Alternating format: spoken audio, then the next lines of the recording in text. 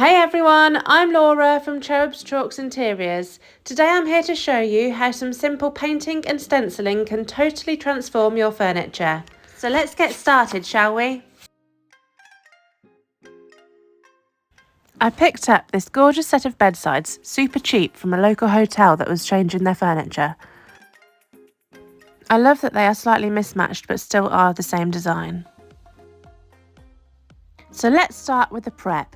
I've given these a quick clean and now I'm just going to sand back to create a key. You can easily scuff sand by hand with some sandpaper, however I'm just using my electrical sander to speed things up a little bit.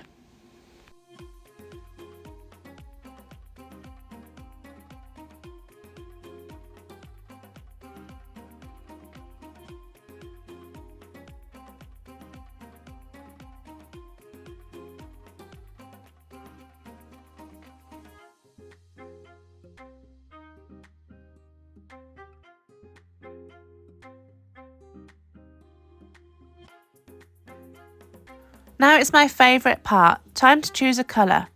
So I know that I want to use silk mineral paint, and I think I'm going to use this custom green that I created previously for this desk.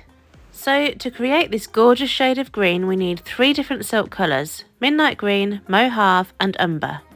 Now let me talk you through the quantities. So I'm going to start with midnight green. I'm going to use 2 parts, which in this case I'm using 100ml. I'm then going to grab the Mojave and I'm going to use the same amount, so 2 parts, another 100ml. Next up is umber. I'm going to use 1 part of this, so in this case 50ml. Once I've measured out all of the quantities, it's time to mix. I have to say this is one of my favourite green mixtures so far, but the possibilities are endless. Now it's time to get that paint on. I'm using a Dixie Belle synthetic brush, as I find this best to use with silk mineral paint for a lovely smooth brushstroke free finish. So I'll apply 1 coat all over. I'll leave that to dry for a few hours and come back later on to apply the second coat. The coverage of this green is amazing, so 2 thin coats is enough. I find that applying the silk mineral paint in thin even coats is the best way to get a smooth finish. So here they are with 2 coats of paint fully dry. Of course they look great just as they are, but I want to add something a little extra, so I've gone for the silkscreen stencils in the botanical. I'm going to use this leaf print pattern for the drawer fronts. I've chosen oyster to use with the stenciling. This is a gorgeous off-white and is the perfect contrast with the green.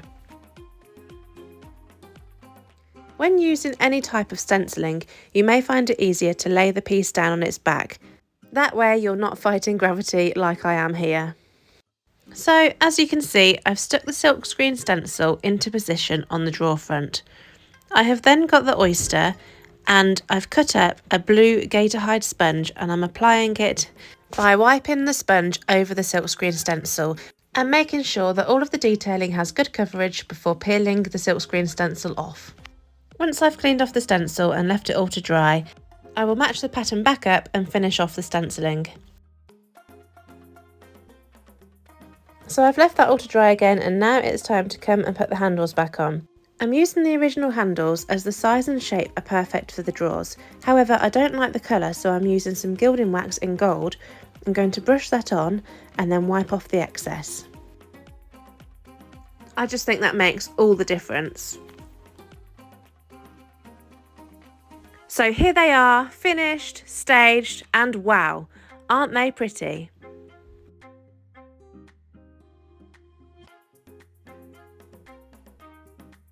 Here's a little close-up for you. Isn't the detailing on that stencil insane? I hope that you enjoyed this tutorial and that you love the finished look as much as I do. Remember, you can find us on all of the social media platforms at Cherubs Chalks Interiors. And we'd also love it if you could subscribe here on our channel so that you get notified when we next post.